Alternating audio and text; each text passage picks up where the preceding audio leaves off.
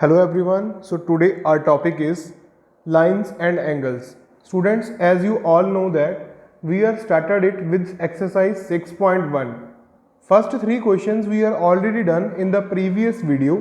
Now let us see the question number 4 from your NCERT book exercise 6.1. You can follow the question number 4 statement from your book. It is given that x plus y is equals to w plus z। सानू ये चीज़ given आ भी x plus y जो है वो की है अपने को w plus z दे इक्वल है, वो अपन दिता होया है।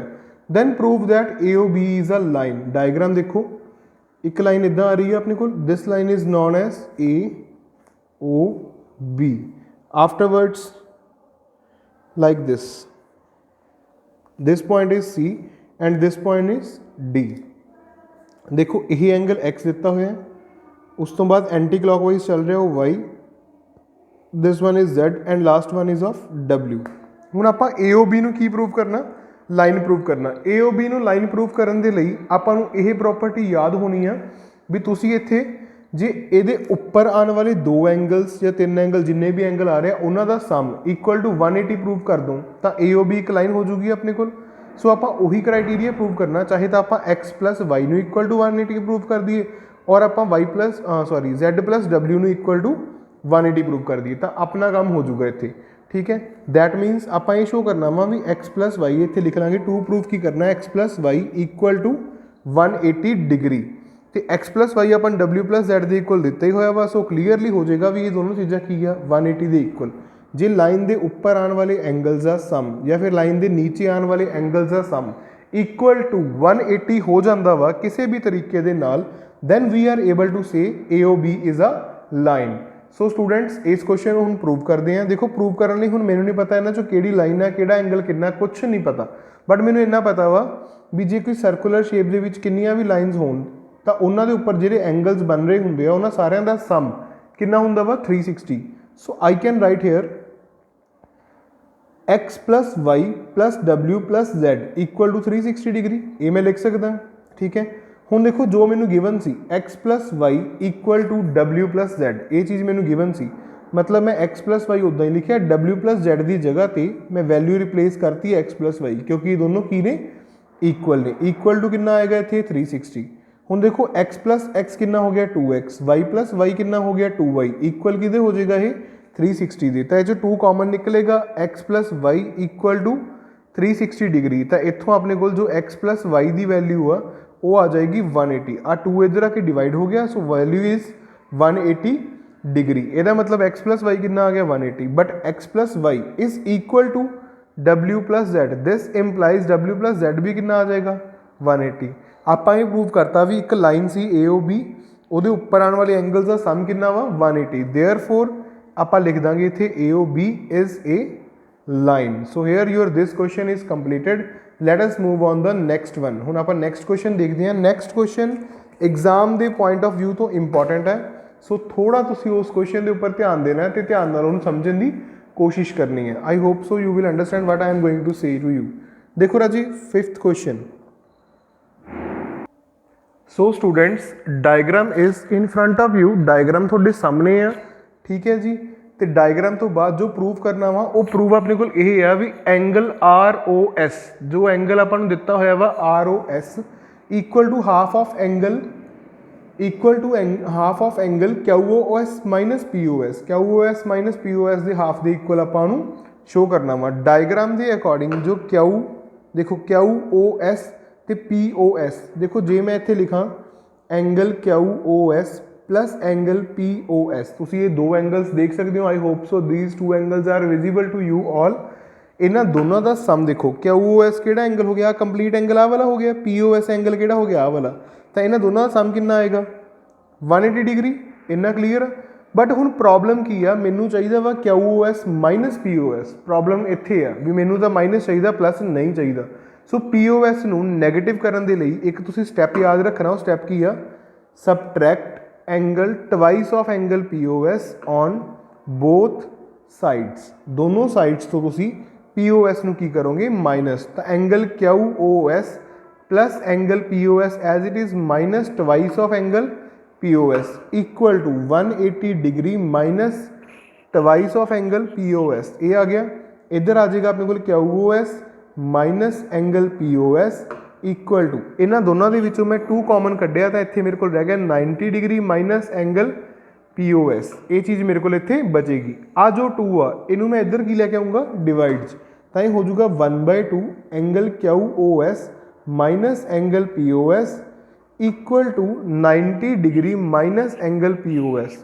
काफ़ी हद तक अपना प्रूफ हो चुका है। देखो राजी, आ चीज़ आप एक साइड पर प्रूव करनी सी, बन गई है। दूसरी साइड पर आप ROS लिखना सी, तो ROS की जगह पर मेरे को की बचया 90 डिग्री माइनस POS। हुण देखो तुसी ROS नूं देखो, एक चीज़ का ध्यान रखना है बेटा, आह वाला एंगल 90 आ तो यह एंगल भी कितना होएगा 90 degree.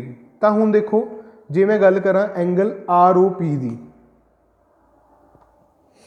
Angle ROP is equal to what, angle ROP एक कंप्लीट एंगल है, एक इहदे इक्वल होएगा angle ROS plus angle POS दे इक्वल होएगा। इहदी वैल्यू हैगी 90 डिग्री ROP दी माइनस ROS की वैल्यू मैंने चाहिए है POS इधर प्लस है, इधर की होएगा माइनस का, तो POS इधर हो गया minus equal to angle ROS। तो आही चीज़ जी बनी है वो ROS की भी इक्वल है, तो इत्थे इस रिजल्ट च इहदी जगह पर मैं की लिख सकता वा एंगल ROS। ठीक है, बिकॉज पाके तुसीं रीजन लिख सकते हो सारा, नीचे वाला भी इस रीजन करके। So here your question number 5 is also to be completed. Now let us see the question number 6. So students, the statement of question number 6 you can see in your books। A statement important है paper they point of view तो भी। Reason behind that is this भी तुसी ये statement दे विच करना की है। ये स्टेटमेंट जो है राजी ये की है डायग्राम तुसी खुद ड्रॉ करनी है, थोनों डायग्राम गिवन नहीं है, तुसी अपनी बुक च देख सकते हो। सो स्टूडेंट्स ये स्टेटमेंट आप स्टार्ट करते हैं। स्टार्ट करने तो पहला आप देखते हैं भी ये स्टेटमेंट के विच है की अपने को। So dear students, before starting the statement आपको दिता होया angle XYZ equal to 64 degree. तुसी D चक के ना एक एंगल ड्रॉ करना वा, वो एंगल जो तुसी ड्रॉ करोगे ना वो आप ड्रॉ करना वा 64 डिग्री का। XYZ कुछ इस तरह देखो राजी, X फिर Y फिर Z, ए वाला एंगल कितना आ गया 64 डिग्री। इदां ड्रॉ करोगे ना जो सेंटर च उत्थे लिखोगे। उस तो बाद उन्हें लिखा वा XY is produced two point P। जो XY आ उन्होंने प्रोड्यूस किया गया वा, मतलब अगे वाल एक्सटेंड कर दिता गया वा टू पॉइंट P, किसी P पॉइंट तक। चलो ये भी लिख लिया। Draw figure from the given information, figure draw होगी अपनी। ओके, एक एंगल अपने को आह वाला बन रहा, ठीक है, बना लें आप इत्थे भी। हुण उस तो बाद की कह रहा, कहना इफ रे YQ बाइसैक्ट एंगल ZYP, एक YQ रे आ जिहड़ी ZYP मतलब आह वाले एंगल नूं की करदी पई आ बाइसैक्ट। बाइसैक्ट का मतलब हुंदा भी इस एंगल नूं दो इक्वल पार्ट्स से डिवाइड करने वाली एक लाइन लगानी है YQ, कुछ इस तरह। ठीक है जी, सो वो भी हो गया अपने को। फाइंड करना आप एंगल XYQ, आप फाइंड करना वा angle X then Y then Q, मतलब आप इन्ना एंगल अपने को पूरा कितना आ रहा वो आप फाइंड करना। एंड रिफ्लैक्स ऑफ एंगल आप एक तो XYQ फाइंड करना है, एक आप reflex of angle QYP find करना है। ये दो चीज़ा ने जो कि आप फाइंड आउट करांगे इस क्वेश्चन के। So I hope so this question is clear to you also. देखो राजी, ये एक लाइन बन रही है, लाइन के उपर आने वाले एंगल्स का सम कितना होंदा वा 180 डिग्री, पहली चीज़। दूसरी चीज़ की आ भी आह जिहड़े दो एंगल इक्वल दिते हुए आ, कैन आई से दैम X, भी दोनों एंगल X हो सकते हैं। तो हुण मैनू पता है PYX is a line, PYX की है एक लाइन है, therefore angle PYQ plus angle QYZ plus angle ZYX is equal to 180 degree. इन्हां दा सम 180 होएगा, मतलब X plus 64 degree equal to 180 degree. 2X equal to 180 degree minus 64 degree. तो 2X की जो वैल्यू आ वो 180 डिग्री माइनस 64, 180 के विचों जो तुसीं 64 माइनस करोगे राजी कितना आएगा, देखो 116 आ जाएगा। I hope so this is clear to you all. भी इत्थे कितना आ गया 116। तो X की वैल्यू कितनी आएगी 116/2 कैंसल आउट करके ये आ गई 58 डिग्री। मतलब आ वाला एंगल भी 58 है तो ये वाला एंगल भी कितना वा 58 degree. I hope so this is clear to you all भी ये अपने को 58 डिग्री के बन चुके हैं। ठीक है जी। सो चलो इत्थे तक अपना क्वेश्चन ये क्लीयर हो गया भी 58 डिग्री का वो है, 58 डिग्री का ही ये है। नाउ आफ्टरवर्ड्स हुण आपां करना की है, आपां फाइंड करना सी X Y Q, angle X Y Q. देखो एक्स आ पई है, वाई आ पई है, क्यू आ पई है, आ पूरा एंगल आपां नूं फाइंड करने लई कह रहे हैं तो ये पूरा एंगल फाइंड करांगे आ दो एंगल्स की हैल्प नाल। तां इत्थे आपां लिखांगे angle X Y Q equal to angle X Y Z plus angle Z Y Q. तो उन्होंने दोनों की मेजरमेंट हैगी है 58 डिग्री प्लस 64 डिग्री, दोनों को ऐड करो तो it will be 122 degrees. So this is the answer of X Y Q. Afterwards they are asking us about X Y sorry Q Y P. देखो क्यू वाई तो P 58 degree है तो reflex find करने लिए कहा जा रहा है। वो कह रहा वा भी reflex of angle Q Y P अपन पता रिफ्लैक्स फाइंड करना 360 minus 58, so its answer is 302 degree. So this will be the answer of your required question. Here your exercise 6.1 is to be completed. Now let us see the intro part of 6.2. Well, I hope so the book is visible to you all. थोनों book सारा नूं visible होनी है, otherwise you can increase the video quality from the YouTube channel. Video quality 720 तक भी पहुँच जाती है, तुसीं उत्थों जाके अपनी वीडियो क्वालिटी क्लीयर कर सकते हो, देख सकते हो। So students let us start the new topic. सब तो पहला आंदा parallel lines and transversal. Parallel lines की होंदियां ने, ट्रांसवर्सल की होंदी है।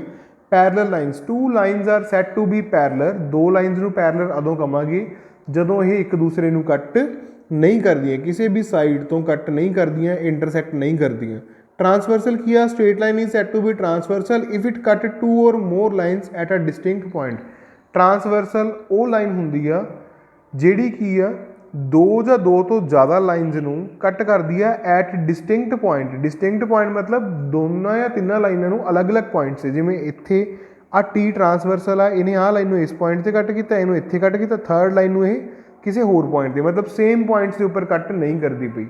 ठीक है जी। So this is known as a transversal. Formation of angle with transversal cut two lines. Angles की फॉर्मेशन बारे पढ़ांगे आपां भी जो ट्रांसवर्सल की आ दो लाइनस की आ जो कट कर दी है उत्थे अपने कोल की रिजल्ट आते हैं। सो ठीक है जी। सो ट्रांसवर्सल का पढ़ते हैं आपां। बेटा इंट्रोडक्शन पार्ट थोड़ा ध्यान नाल सुनने वाला वा ते ध्यान नाल ही समझण वाला भी है। सो पहली गल आपां एंगल ले ले 1 2 3 4 5 6 7 8 ये आपां एंटी क्लॉकवाइज एंगल्स लै चुके हैं इत्थे। तो हुण देखो मैं तुहानूं दसूँगा भी इन्हां 'च कॉरस्पॉन्डिंग एंगल्स किहड़े है।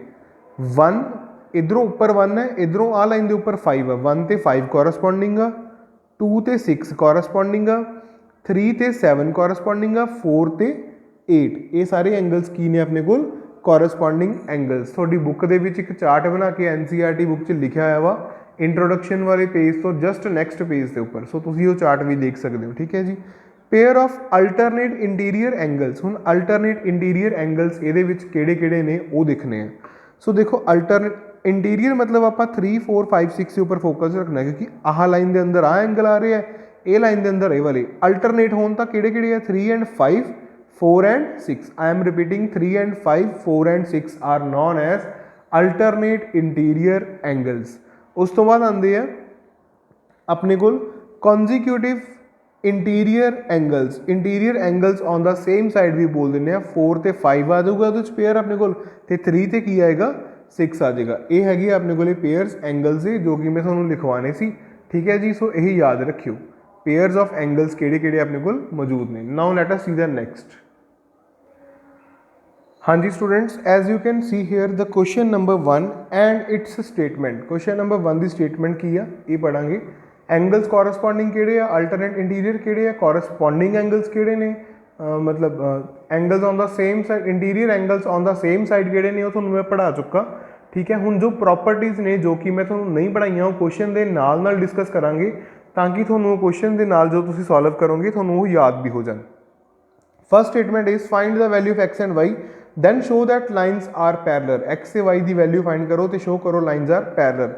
हुण देखो एक्स से वाई किहड़े एंगल्स ने, here angle X and angle Y are alternate interior angle. तो पहली प्रॉपर्टी जो आप टू प्रूव करनी है वो प्रॉपर्टी ये है if alternate interior angles are equal. जे अल्टरनेट इंटीरियर एंगल्स आपस दे विच इक्वल हो जान then alternate interior angles are equal, then lines are parallel। सो ये पहली प्रॉपर्टी तुसी याद रखनी है भी जे अल्टरनेट इंटीरियर एंगल आपस ਦੇ ਵਿੱਚ ਇਕੁਅਲ ਹੋ ਜਾਂਦੇ ਨੇ ਤਾਂ ਲਾਈਨਸ ਕੀ ਹੋ ਜਾਂਦੀਆਂ ਨੇ ਪੈਰਲਲ।